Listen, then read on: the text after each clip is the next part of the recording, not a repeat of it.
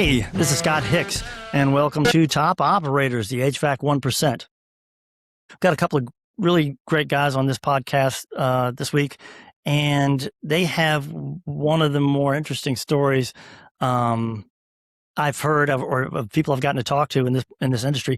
And I think that it's going to appeal to a ton of folks out there in the HVAC business, either if you're trying to build your own individual business to a certain level, or do what they did, which is a really cool expansion story. So I'm not going to take up too much of their story. I want them to tell it themselves. Please welcome Spencer Satorie and Marc Chard of Apex. Thanks for having us on. I should probably clarify it's not the Apex Partner Services, or I forget their exact name, but the big franchise, or the big PE firm. We're not those guys. But yeah. Right. People mistake that a lot, but I really appreciate you having us on. Absolutely. Yeah. Again, pretty excited about this. You know, you and I, all three of us talked once before, and again, it's been a really it was such a cool conversation that we had that I couldn't wait to get back in and actually, probe a little more and find out what we can about what you guys do and how you do it so well. So let's go with the origin story. Let's start from the beginning. How did this awesome partnership happen? Jump in. Okay.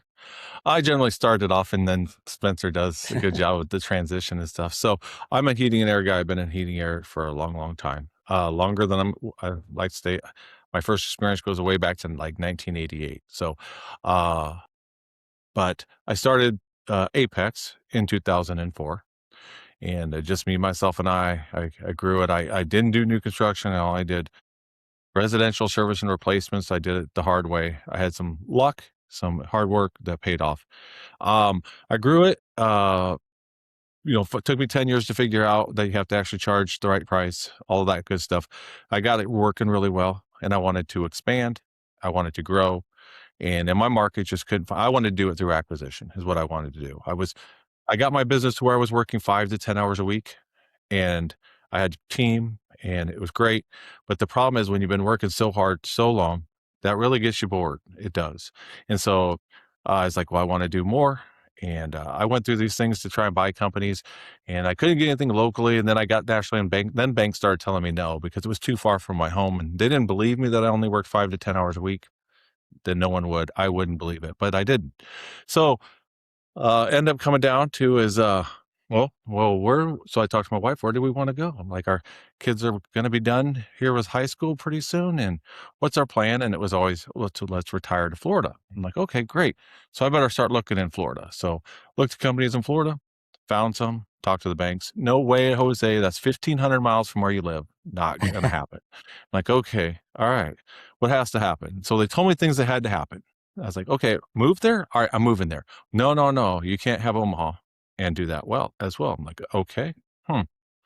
So I talked to my wife and just decided, you know what, we're going to sell Omaha and move to Florida, and we're going to do it in Florida. Now I'm under the impression, because I think it's going to take a couple years to sell business, and anyone who does it, it doesn't sell like that. Like, it just doesn't. Yeah. It takes a while. Exactly. Yeah. And so this was late 2019. We were having this discussion. Early 2020, I put it on the market. Spencer comes along and he buys my company. But then COVID hits, right? So the banks are starting to tell him, no. So that's how me and him got together. We did not know each other before. He came along and he bought Apex from me. And so then I moved down to Florida. I did not move down to Florida. I went down to Florida and I bought a company in Florida. And so if you want to take over from there, Spencer, it'd be. Yeah. So prior to that, looking at buying Marc's company at the beginning of 2020, I was mostly doing real estate, a little bit of plumbing, but no employees or anything.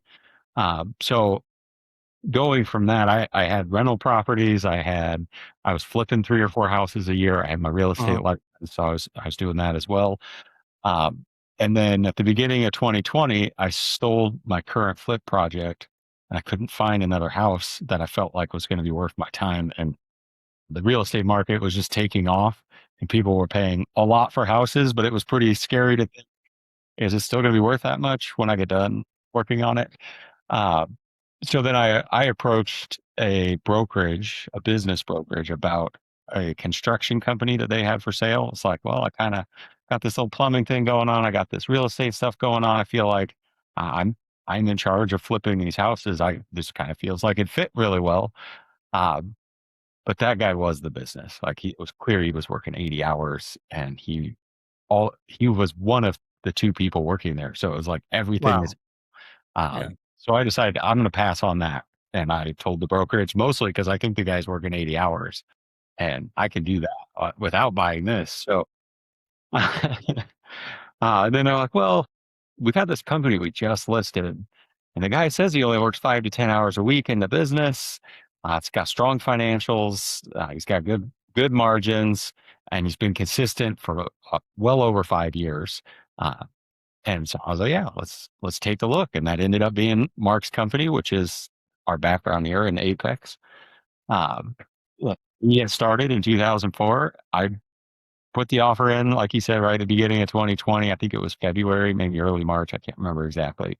And then working with a bank, and they basically just tell me by the end of March, early April, hey, we're not going to do anything.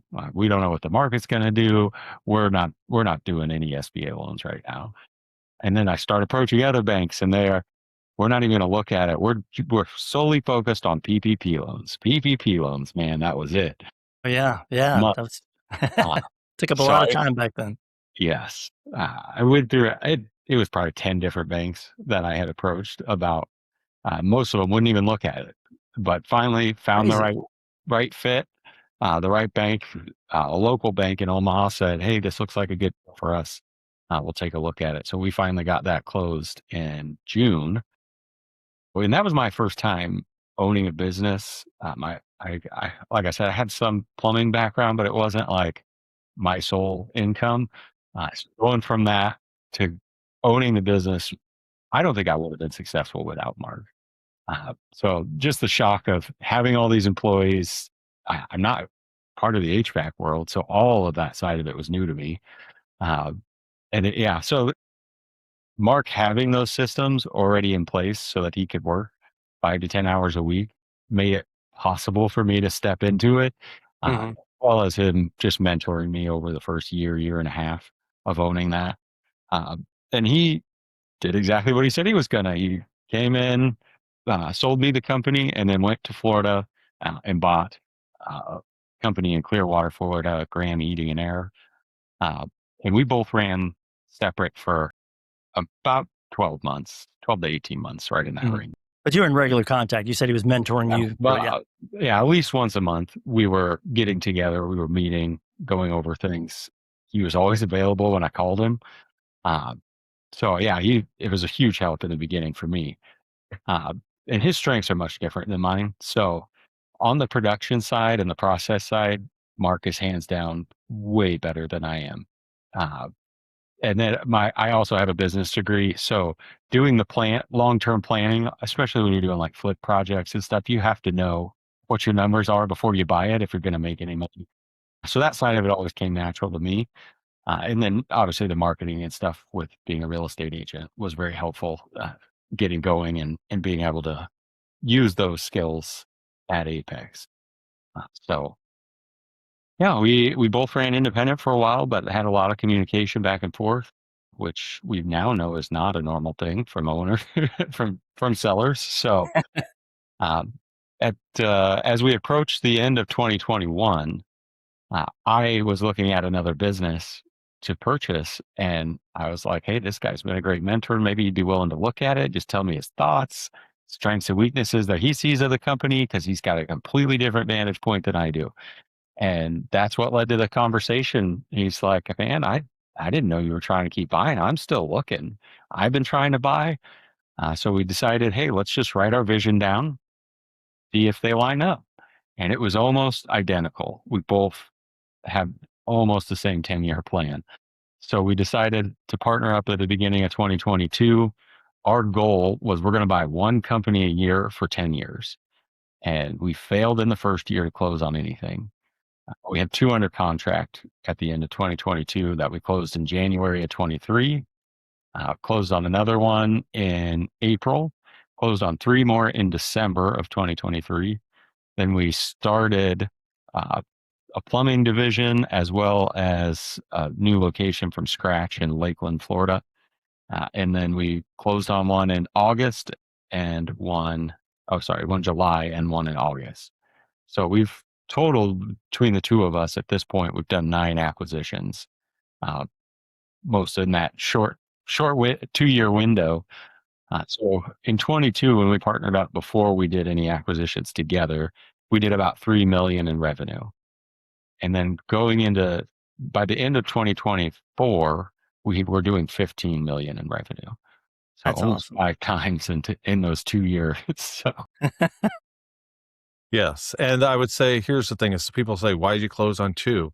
Well, we have many deals that fall out. We always try, we get to a point, and that's what we had ran. We were like, we're one a gear, man, we're not going to hit it. We'd had a couple under contract and they fell out. So we had a couple at the same time that we liked. So we're like, well, let's just put an offer on both of them. One of them has to make it to the finish line, just one.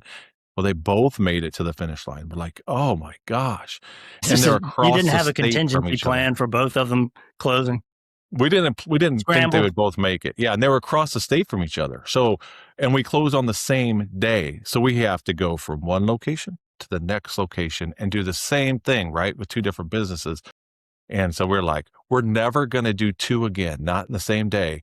Well, so later down the road, we did 3 on the same day because we're like, well, at least we didn't do 2, but they were much closer together. But still, it was still an ordeal to close 3 in one day. Like that's I for imagine, just yeah. us 2 doing all of that work. It's a lot of work to take over a company.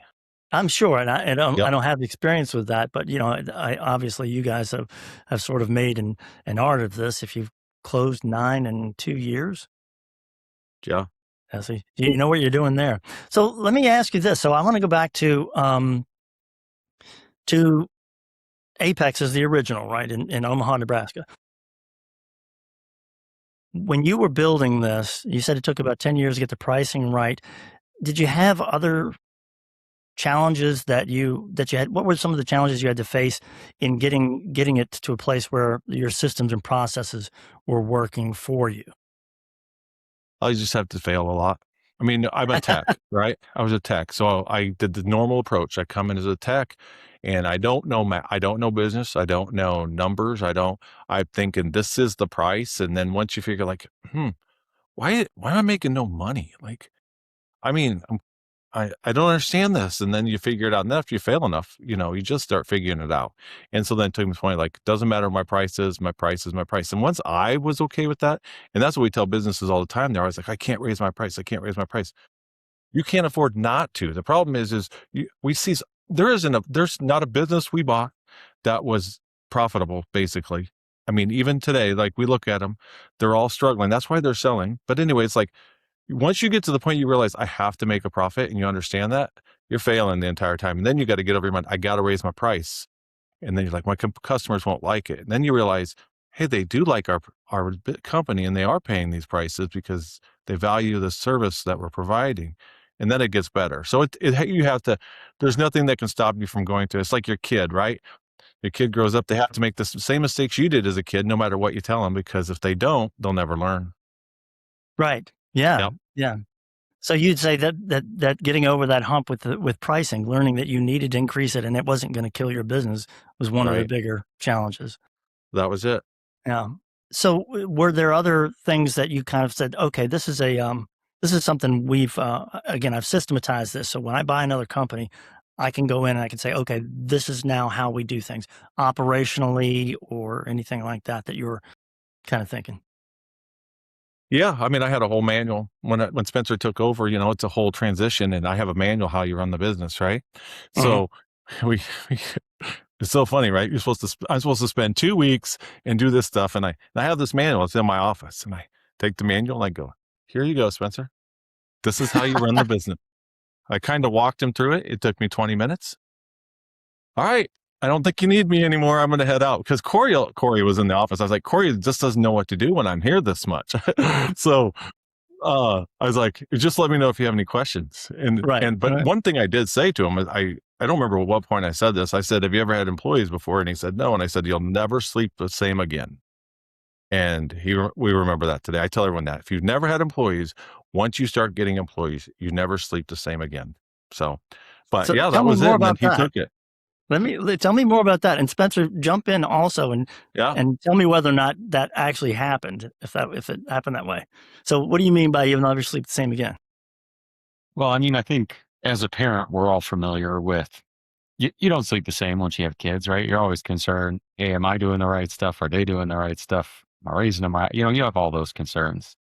And then it amplifies when you get employees because, I mean, they're not children, but you have a similar responsibility as you do as a father, right? I got to make sure that I can afford to pay all these people.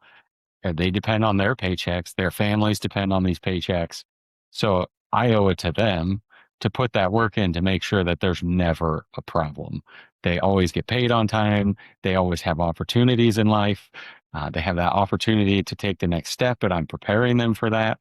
And it's just all that stress, right? To make sure that you're doing what you're supposed to set them up for success in life and in their career. And that they don't have that worry. Just like you don't want your kids to worry about where's that next meal coming from. You don't want them worrying about, am I getting my next paycheck, right? So it's just all those things, and it piles up. Yeah, and I think, I mean, I think that's a great way to go about business. My favorite way to go about it as far as employees are concerned. And I would imagine that, and correct me if I'm wrong here, if you guys probably have fewer with that sort of attitude and foundation of how to treat employees, that you probably have less turnover than a lot of other companies. Yes? I'm not sure. We have turnover. Yeah, I would say. I mean, we all have the same problems. We just approach it different. I would say is our biggest thing. Is we train so heavily. And we pour everything we can into each employee. And if they don't work out, they don't work out. But we probably train more than anyone I know. And then even this manual, right? I gave it to Spencer and then I went through it, and I know he's freaking out because I left in 20 minutes. In hindsight, at the time I thought, I don't know, this is super easy to run this company now. I got it set up to run really easy. Here you go. But you have to implement it. You have to do what it says. You have to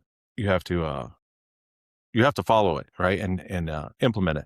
And that's what most companies don't do. I mean, I've taken that manual and given it to friends of mine who run other heating and air companies. I'm like, here, man, here's how I run it. And if you want to run it, and because they're like, you're more profitable than me. I'm like, yeah, because I have a system, and then I also charge appropriately. And I've given it to friends of mine. I said, here you go. I've walked them through it, and they just don't implement it because they're afraid of change. And so then they just don't do it. So, yeah. So, Spencer, did you find that that was the manual was as useful as you thought it would be? In time, yeah. After that, I wasn't sure what I just got myself into. I told it was a Sunday. I think it was a Sunday. It was on the weekend. And I had told my wife, like, I think I'm going to be on all day. I don't know. Maybe I'll be back at 5, 6, who knows? I don't know. And I went in, I met him at like 8 o'clock in the morning. We were done by 8:20. This can't be all of it. This is it. This is all I got. All right. That's fantastic. I mean, and again, as a systems guy, I think, just so many more businesses would be successful if they followed your example on that. So let's let's fast forward a bit. So you're doing the acquisitions now. You've got the system. You got this manual that you can take to a new company and say, okay, this is how we do things. What were there challenges operationally with that? Like you said nobody likes change, and we know this. Getting the new staff on board with the changes or implementing the systems that you had? Yes. I would say here's the thing. We like to buy companies we know we're going to improve. We can improve any company. We can. We have not failed at improving any company we bought, but we buy companies that we see as broken companies because we know that's going to be our greatest return because we can fix it faster and have a greater return. Every company we bought, we've doubled it in the first year over the last year that the previous owner had it. But so that does require change because a lot of these companies we buy, the owners are having a tough time. They're not the leaders. Their employees are leading the business. And so they tell the owner what they're going to do, the owner doesn't tell them what to do. And so we do have that. And then, so there is turnover as a result of that because they're not used to it. When we go in there and they say, these are the standards and this is what we're going to adhere to. And they don't like that because no one's told them that. They were in companies like, well, I'm not going to work tomorrow just because I don't want to. I mean, that type of mentality, or I'm leaving early today, even though there's 8 calls on the board, right? So that type of thing. So what were some of the other, I mean, did you have systems, again, I hate to stick on this so much, but again, I'm such a fan of systems and processes. Do you have systems for how they were supposed to respond to calls, or was it more of the big picture, like this is how you actually run the business and there's some, respond to calls or certain technical things that you needed them to do as well? I guess, how far did you drill down in your systems? All the way. I would say, For how we do the service call? Sure, yeah. For example. Yeah, I'd say most of our systems were really designed for the frontline folks. Okay. So yeah, right down to this is exactly how the call should be ran. When you walk up, like, where do you park? When you walk up to the door, where do you stand? Right. What are you wearing? What do you say when a homeowner opens the door? So all the way through to this is how you ask for payment. Like every step, we role play the whole thing to make sure that our customers are getting the same high level experience every single time. And then we have that same setup for like our admin people. Hey, when you come in for the day, these are the first things you need to get done. We have spreadsheets and trackers. We got to know the KPIs before we start the day. Right. Okay. We know what you fix today and what we need to work on to win the day. And then the dispatching, it all has a process. So, you got to make sure the right tech is at the right call every time, that we have the highest probability of success on our opportunity calls.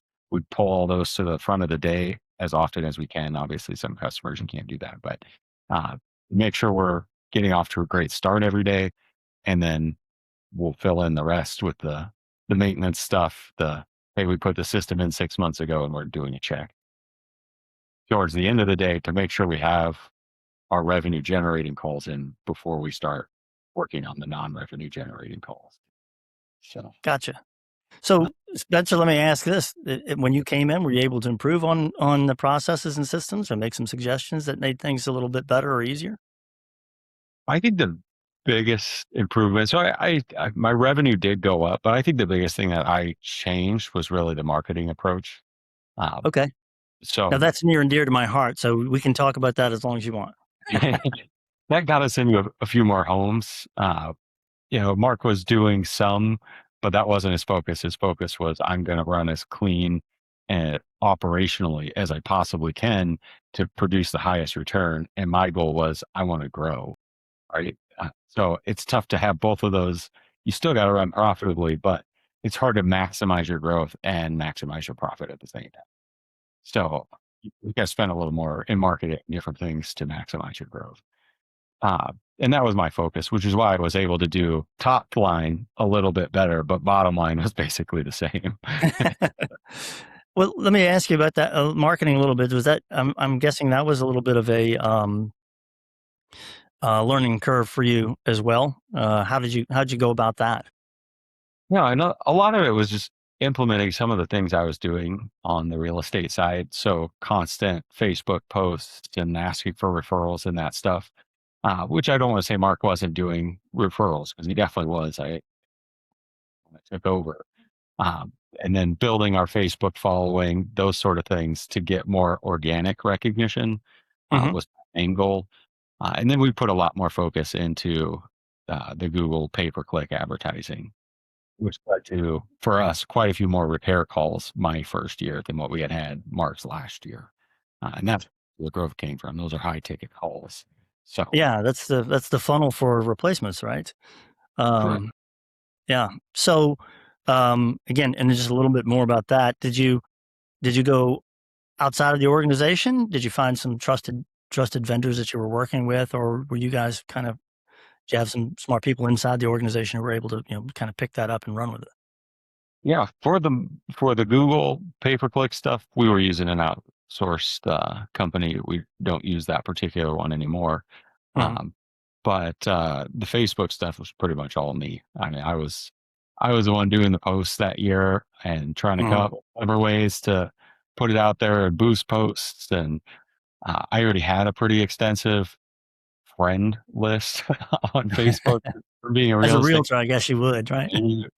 You ask everyone to be your friend because who knows if they need to buy real estate in the future. Exactly. Yeah. And then all Right. the other agents, you ask them to be friends. So when they have new listings or whatever and they post them on there, you get to see all of those as well.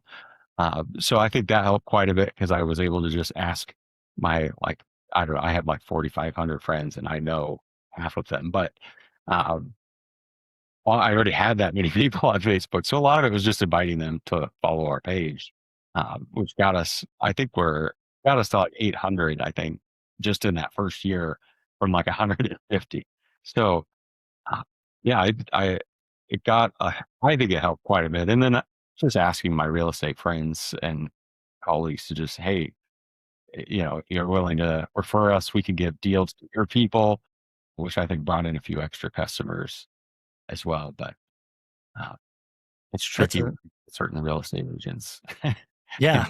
in the service industry. So, So, but Mark, did you, before you guys teamed up, as partners when you were still in contact, were you picking his brain about some of those things? Were you able to implement any of those, marketing things in your business, or was that something you were thinking about at the time? Marketing is always outside my wheelhouse, so I didn't really care. I paid someone to do some stuff, and I was like, I don't know. Um, my main thing was just focusing on what we had and our customers we had, Right. and acquisition was that weird thing, and we've gotten better at it. But yeah, and then even after I went down to Florida and did it. I still did it my way. I mean, marketing wasn't my thing, and not saying we didn't do it. We did Right. things, but Yeah. it was throwing money at something I had no idea what I was supposed to be doing. We've gotten better about it, but yeah, at that time, I look back and it's kind of funny. I always tell the guys, when you're going down this journey, it's always the tough times you remember, not the easy times. So always remember these tough times and how you got through them because they'll solve problems for you later in life. So anyway, it's just that was one of those things in hindsight. I was like, man, I was horrible at marketing. How did I even stay in business? Well, yeah, I mean, Yep. if you got the product and you've got the service, I mean, honestly, that's we know that goes a very long way.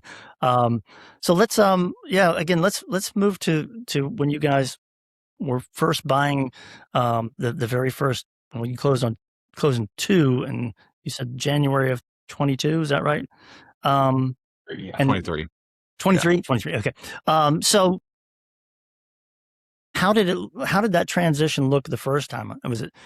I mean, obviously it was a lot of I'm sure you guys were all over the place just trying to get these two things closed. But as far as what lessons did you learn, I guess, from transitioning these new acquisitions to your way of doing things, any lessons that you think might help anybody else who's thinking about doing that, or things that you learned, you're like, well, we'll do this differently next time. If I could go back, I would do it this way. Hmm. Well, I'll give you my side, and Spencer can tell you his. What it's done for me is just built the confidence and just have trust in yourself to be able to get it done. So I didn't mention the company I bought in Florida had a Google rating of 3.1. Wow. When I bought the company, I met the vendor reps, and they all came in and said, "Do you know how bad a reputation this company has?" And they were telling me everything that's wrong with it. And they told me, and everybody did this. And I'm like, yeah, but see, there's part of this equation none of you guys are paying attention to. They have 70,000 customers in their customer base, which means they have a lot of customers that like them. Hmm. They just do a horrible job of reputation management. So you guys all think they have a bad reputation. Once we fixed this and we went in and fixed it, then you just build confidence and it's so most of the companies, and another one of these two that we bought, just to give you an idea, like it just takes guts to do this stuff, right? Because most people run. The one guy we bought, he literally told me and Spencer, we were sitting there, he goes, yeah, I hire bottom of the barrel techs. We just laughed because we're I'll like, pay oh my them next to God. nothing. That's exactly. Yeah, I pay him next to nothing. I charge next to nothing. And I bottom of the barrel tax. And we still laugh at that today because we're like, yeah, but we fixed it. Like, Right. so I mean, that's a method, I guess, but it is. Well, it's like, because the ones that are like I said, we buy companies we know we can fix. So it's like, yep, we see what the problems are. We can fix that. We'll make it better. And our return is even better, right? Because you don't have as much debt as if you would if you bought a company that was performing very well. You just have to look at key things, customers, years in business matter. I mean, the main two, really. I mean, the employees on staff, how many calls they run is important. If you have a process, that's all that you need, and you can make it work. So Hmm. Hmm. that's my point. If you want to take on, Spence. Yeah. Yeah. I think the biggest thing I learned, the biggest is culture fit. So I went in there thinking all like we pay so well and we have a clear process. I mean, you don't have to be a rocket scientist to go in, and it's like we can teach you the right things to say and the right things to do. And with our pay structure, if you're doing all those things, you have the opportunity to make six figures. We had several technicians that were making six figures that were young kids, new to the industry. They just followed the process every single time. So they had the discipline and I mean, that's the thing you got to have. And I just assume we're going to come in. We got this great opportunity for them. We get this great pay package. Uh, Everybody's just going to jump right on board with it. And that is not the case. I mean, we were buying we were buying companies that apparently hired the bottom of the barrel, and they they just were bad culture fits, and wasn't. Yeah, I don't know. I just assumed, hey, we can take all these horses to the water, and they're just going to drink it up, right? Right. And Right. not what happened.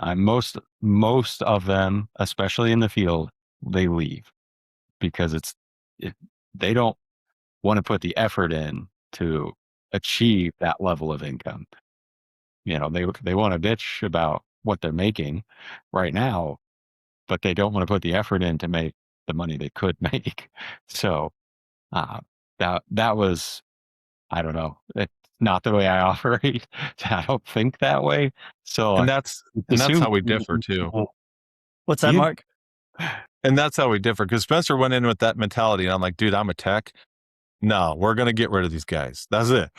I mean, even today, I mean, just going forward, that's my thing. I assume everyone's leaving because then I know what I'm building for. But even like we have a leadership team now, and they all have this thing where they think, oh, they're all going to stick around. And I said, no, they're not.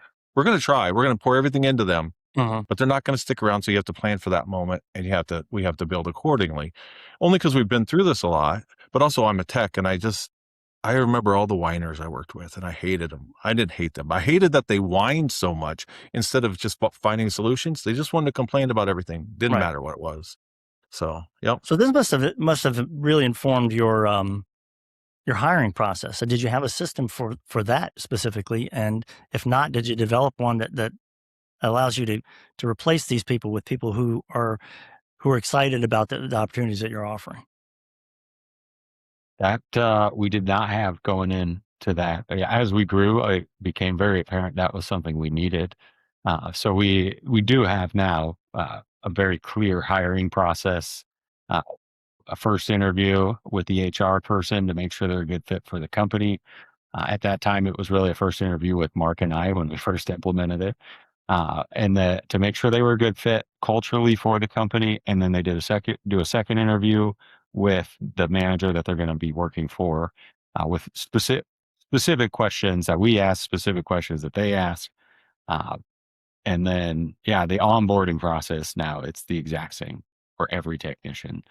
Okay. Obviously, everybody's got to fill out new hire paperwork on day one, but then after that, it's all this is our 2-week training program to get you out in the field and running calls. From no experience, 2 weeks, you're out in the field running calls. Not to say we're done with training at that point, but they're at that level where they can comfortably go in and make informed decisions and test all the equipment and all that stuff. So. Right. Right. Okay. So I want to go back and actually this will cover probably several of the companies that you purchased and the one that you sold, Mark. How many? What was your? How many trucks did you have when you sold to Spencer? And then is there a certain size that you look for out there, like number of trucks or revenue or what have you, when you're trying to acquire? I don't remember how many trucks I had. 8? Seven, Seven? six total. Yeah, seven. Yeah. Okay. Seven. No, there's not a number because it's really the number of trucks. Because generally we buy companies and all the vehicles are wore down. I mean, in 24 we spent over $1 million just on buying new vehicles. I Okay. mean, because we buy companies, and one guy hit the roofs on his vans were leaking water when it rained. It's like, oh my gosh, man, we can't have this. So we had to buy new vehicles, and but that's just the way that most of them are because they don't price enough to where they can afford that stuff. So they just let it go and that stuff. So I know that vehicles is, we do want a company that it's actually a company and not a guy who works out of his house and his wife does the reception or the out answering the phone and he has one guy in the field. You're never going to sell your business if that's the case. Never. No one wants that. Have a company just like that. And that's why he's saying it. Yeah, we just came across one. It's like he wanted an ungodly number for one truck, one guy, himself, and then his wife. And his wife and him would be leaving, and then there's no one there. And then I was like, there's nothing here, man. But anyway, so going forward, these guys, they got to get someone who works the office that's not a wife, not a family member, someone who will stick around after the sale. And then trucks, for us, it doesn't matter. I'm sure there's guys it does because they don't have, most guys, when they buy an HVAC company, see, I think the problem I have is I always think everyone's like me, and they're not. I've become better at that. But a lot of guys buy companies, and it's like, well, I'm just going to do what they did. Well, if we did what those companies did that we bought, we would have been done. We wouldn't have worked. And that's probably the fear I have for most buyers out there that buy companies that aren't from HVAC and don't know how to do it. And I don't know what the stats are, but I have a feeling when they do that, they don't fare well. Spencer, So. you're the exception there, right? No. Well, he had a great system to walk into. Yeah, and that's what I was going to say. That's the big difference, right? If you're buying a company and your plan is, I'm going to go in and I'm going to run it exactly how they're running it. Well, you better like the outcome that they're getting, because if you're going to go in assuming you're as good as the seller at running it how they're running it, you're going to have the exact same outcome. So it better be something that you're comfortable with, and that can pay your new loan that you just got from the SBA and all those things.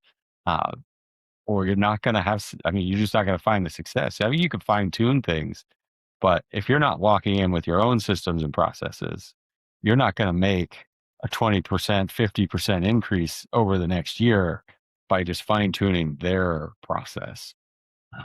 So there's just something you got to watch out for when you're buying a company. That's if your plan is to run what they're doing. Okay, so you guys we're at this point where you have 9 companies. You've had 9 acquisitions. What happens next?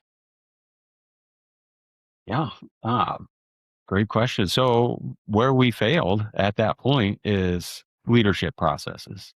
Okay. So as we grew that big, we got 9 different managers at all these different locations, and it's Mark and I trying to manage them. In about mid 2024, we were like, we can't keep doing it like this. We're just killing ourselves. So we hired a VP of operations to come in and try to assist us, but we didn't equip him either. It was, this is what we're trying to do to manage all of this. Here you go. And it was, not to say it wasn't working. Obviously we did 15 million, and we were at like 24%. So to say it wasn't working to continue the growth strategy that we were wanting to achieve.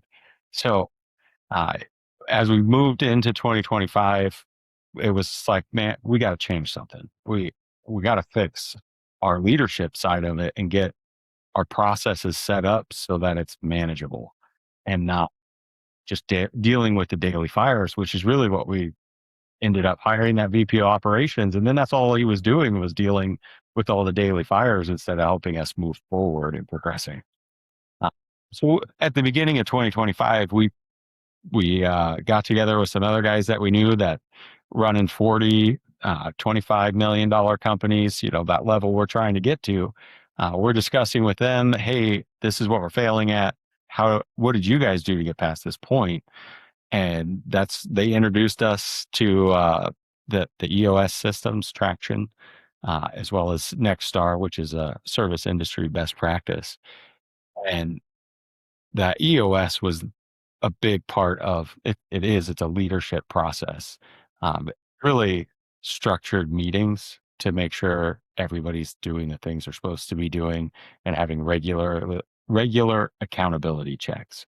So doing weekly one-to-ones, doing weekly, they call them level 10, but it's like issue meetings. Let's get together and solve the company's biggest issues for the week. As well as just quarterly meetings, making sure we're all on the same page and rowing the same direction for the next 90 days. And then monthly all company meetings as well, to make sure all the employees know where we're trying to go and where we're at and what we've done for the previous quarter. So we had this plan to get all this stuff implemented. And then if you had asked in January, I mean, the answer was never, but we just got approached at the right time. Like, it was clear we were going to take a year at least to get all this implemented. We were going to sit at that 15 million for 2025 without really any significant growth. And we were going to have to dish out quite a bit of money in order to get all these processes set up. And we got approached by private equity, which we regularly got approached anyways, just because of our size. And it was just the right timing. It was the right fit as far as a buyer goes. Because our big thing is, man, if we're gonna do this, we're gonna really hit the reset button, right? We're gonna, okay, if we sell it, we're gonna reflect, what did we mess up? Where did we fail? How can we improve it? And then we'll set those things up from the beginning and just restart, and we'll go acquire somewhere else in a different state. And they were a lot of private equity. They're like, no, you got to stay on. You got to help us with all this. And the one that approached us, we did talk to a couple of them, but the one that we chose to go with, it was, you guys, we are still invested, but we're not involved on the day to day. So we also negotiated the non-compete to allow us to be able to go out. Obviously, not nowhere near there, but in other parts of the state, which some don't let you do that day. Some of them were like, you got to sign stuff saying you won't work anywhere else in the U.S. in the service industry. It's like, well, that doesn't work because we got this thing in Omaha that nobody wants to buy with all this stuff in Florida. So you're going to have to work something out. So it was a good fit, and they do pretty good. I mean, I'm really biased, I guess, but I think we would have had a better year than what they had in 2025. But you always see a dip, right? When you first acquire things, if you don't just rip that Band-Aid off and it's like, this is now what we're doing, you're gonna see a dip. And that's what they experienced. So I know they're turning things around. They've gotten it quite a bit better. But they had that dip, that initial dip, like a lot of companies do, a lot of private equities do. So yeah, and that took place basically exactly a year ago. So we sold June 1st of 2025. And yeah, I'm excited to see what they do with it over the next couple of years, continuing to grow it. But I'm also more excited about our opportunity to. So you guys are back into acquisition mode, right? We are. Yeah, we basically took like 2 months where we didn't do a whole lot. It was like, whew. Take a breath. That sounds like something. Yeah. And then we got bored. So I was like, okay, well, we had this plan to get all these things implemented and change our leadership structure and put all these processes in place. So let's get to work. And now we've done that. We're doing all the pieces of attraction of the EOS systems. And we are just about to close on our first company in Texas, which is a market that we pinpointed as probably the most likely place we'd end up after selling. So it's exciting that we're getting going. Next week, actually, is when we close. So there was also this point of, a couple months taken off. And then we got into it, and then we're like a little too cautious. Like before, we're risk takers, man. We're buying companies that just horrible. Like we're going to fix them. Then we started looking at companies like, oh, we were finding every reason not to buy it. So finally we're sitting there and we're like, we got to get back to the old way. We gotta take risks, man. We know what we're going to do. And so then we became more aggressive on the companies we were looking for. And that's how we finally got to it. It's taken a long time to get to the clothesline on this one, or to the finish line on this one to close it out. But the next one, we already have the next one lined up. We should be closing in 6 weeks. So we got this one. And then in 6 weeks, we have another one that's already under contract. And so then we're going to get off and running in our leadership team. Because our thing was, now let's get the who before the what. So we built this leadership team like we've done. We've invested our money into this company because this company that we have now isn't able to carry all this overhead we have and all this stuff we've done, but we've invested in it. And then now that we're like, yep, we're making bold moves, we're going to be aggressive, and we're going to do these things. Now it's taken off again, and yeah, it's deciding in a week. In a week is the first one, and then 6 weeks after that is the next one. And we just told our leadership team, this is why we brought you on board, and we'll guide you through this first one because you're going to freak out. Because none of you guys have been through this. You have not. It's very scary because they all come in and they think, oh, we're just going to save. Everyone's going to stick around because we pay better and we have this. And I'm like, that doesn't matter. I know It doesn't matter. I said, no, I've learned from that. That ain't happening. Yep. That's not happening. Just whatever. So, yeah, it's exciting. It's exciting stuff. It's nervousness. We and Spencer are still getting it. Even though we've done this so many times, I still am excited, nervous, all about it. It's like, yeah, let's just get started. Let's rip this Band-Aid off. Yeah, I mean, it's an exciting process, I'm sure. Yep. I mean, obviously it comes through with what you guys are telling us how exciting, how cool it is that you think this way, and how I have to agree. It's so cool to see to come into an organization and go, oh, I know where we can improve here, and then to actually implement those improvements. That's got to be an amazing feeling for you guys. Yes. So what's the what are you looking like a year down the road, 5 years down the road? How's that looking for you guys? Well, I think 12 months from now, we'll be right where we were at in Florida, around 15 million. Okay. So 2 years, and will have built what you built in 4 years before? So have I got the timeline right? Really? Yeah. 1 year to do basically took us 2 years. Yeah. I Wow. mean, we tell people it was 3 years because we started. So it took us a year to get the first 2 acquisitions before. It seems it's taken us a year since we departed the last organization, Mhm. the last one, to get this one going. So our goal with our leadership team is to say, let's see what we can build in 1,100 days. That's 3 years. Let's see what we can build. I think we can do 30 million.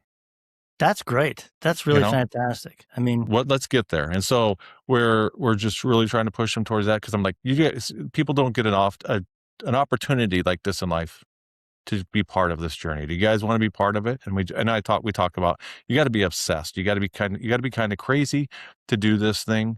But once you're done, you guys, and we like, you guys, and we're pointing to them, you guys will be legendary because now you guys will have done this. Right. We've done it, but just think what your next thing is. In 1,100 days, we're going to be at this point, and maybe you want to continue, maybe you don't, whatever it is. But this is something you'll talk about forever. People will talk about you for doing that. So hopefully we want to get that buy-in. Our main thing here is just to develop leaders and make the industry better, pay better, bring the wages up, because we do pay better. And like where we're going, like, we pay significantly better than these guys are making now.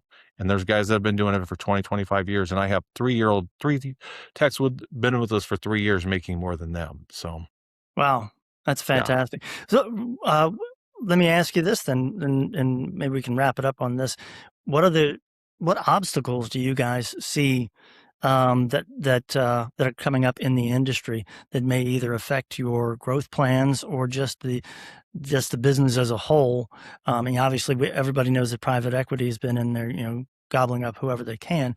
But are there other things that you're seeing, any trends or anything like that you think might be might cause some additional challenges going forward that you haven't experienced so far? It's a good one. Well, we're trying to educate everybody out there in the HVAC industry that we can, and you guys have a ton of experience. Mine might be a little bit different. Mine is still just goes back to the existing companies out there, the guys like myself who started from scratch, right? They still don't know how to price, and if they don't figure it out fast, they're going to be out of business.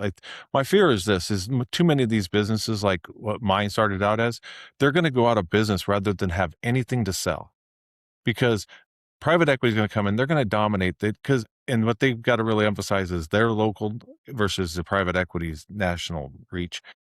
They deal directly with manufacturers. They have vendors that they deal with nationally, not locally, which does not support the local market. But the individual guy needs to raise his price, right? And if they don't start doing that and being that boutique HVAC or plumbing company that charges more but better personal service, that's my concern, because they're all wanting a race to the bottom.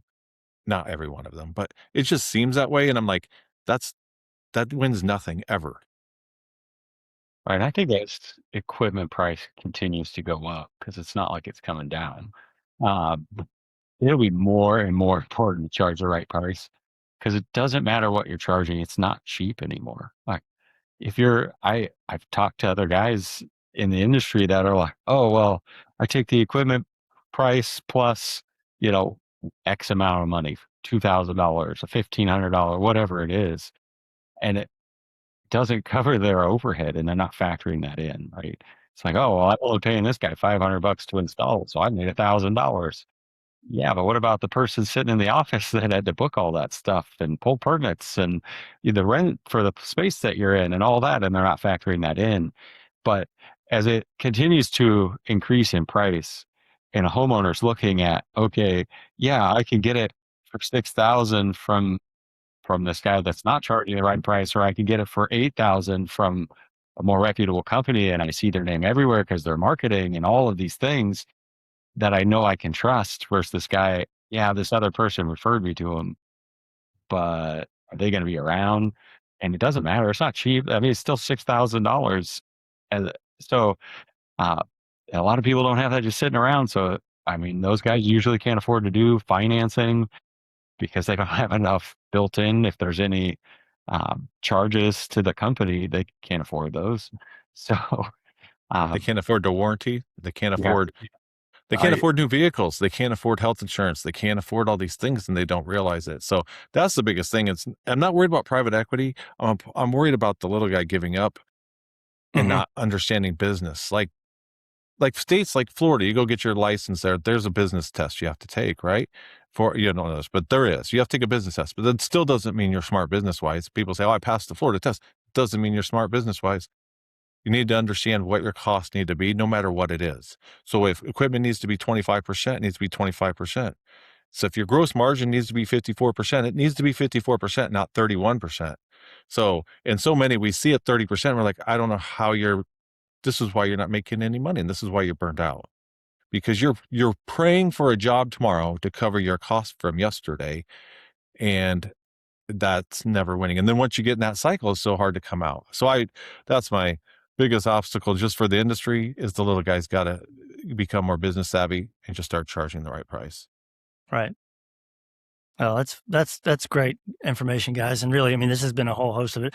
We could probably go for hours dissecting all the little parts of this, but I think you've given our listeners a tremendous amount of actionable stuff. I mean, the systems, processes, belief in yourself, keep moving forward. I mean, if anybody is aspirational to be as successful as you guys are, I mean, we couldn't have asked for more from you. So, again, I really appreciate y'all being on.